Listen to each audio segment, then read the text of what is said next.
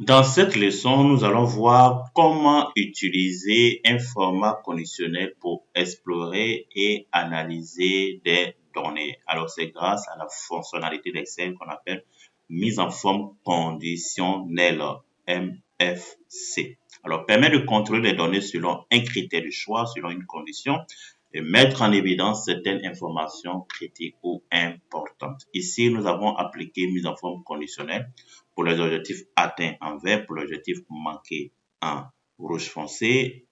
Ainsi de, par exemple, si ici je tape manqué, vous allez voir que le format de couleur va changer parce que nous avons appliqué mise en forme conditionnelle. Ici aussi, nous avons appliqué une mise en forme conditionnelle sur des valeurs égales à 100. Ici, si je tape au lieu de 42, je mets 100, vous allez voir que ça va changer le format. OK?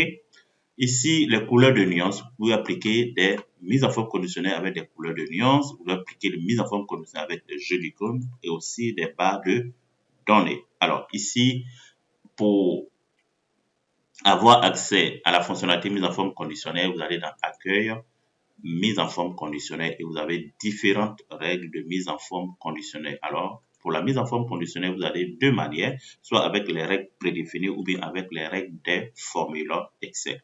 Donc ici, mise en forme conditionnelle, les règles prédéfinies, il y a mes règles de mise en surbrillance des cellules, soit supérieur, inférieur, entre, égal, test qui contient une date du produit, valeur en double. Ça, ce sont des règles prédéfinies.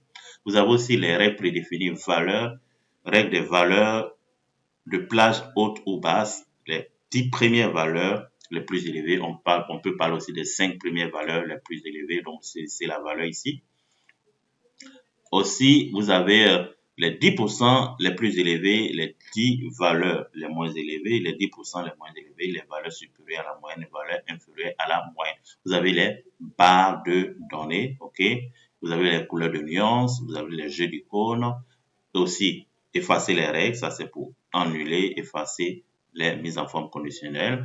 Gérer les règles, c'est pour gérer les mises en forme conditionnelles, soit modifier ou supprimer.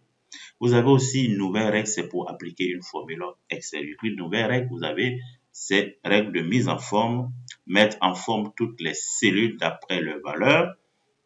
Le plus souvent, on utilise la dernière mise en règle, utiliser une formule qui détermine pour quelle cellule le format sera appliqué et on clique ici pour appliquer la mise en forme aux valeurs pour lesquelles cette formule sera vraie. Donc, on utilise une formule Excel ici en cliquant sur la dernière règle et on saisit la formule et on applique le format personnalisé de la mise en forme conditionnelle. On clique OK pour valider la mise en forme conditionnelle. Alors, le mode opératoire pour utiliser la mise en forme conditionnelle, aller dans commande, accueil, le groupe style et mise en forme conditionnelle ou appliquer les règles ici. Et entrer des informations, par la suite appliquer la mise en forme selon les conditions qui sont imposées ou les conditions appliquées et sélectionner un format personnalisé de couleur, de police, remplissage ou des barres et valider la mise en forme conditionnelle avec OK. Donc, voici comment utiliser la mise en forme conditionnelle. Nous allons faire un exemple pratique pour savoir réellement comment utiliser les différentes règles de mise en forme conditionnelle, mettre en surbrillance de cellules, couleur, nuance des couleurs, des jeux d'icônes, les barres de données et appliquer une formule sur les mises en forme conditionnelle.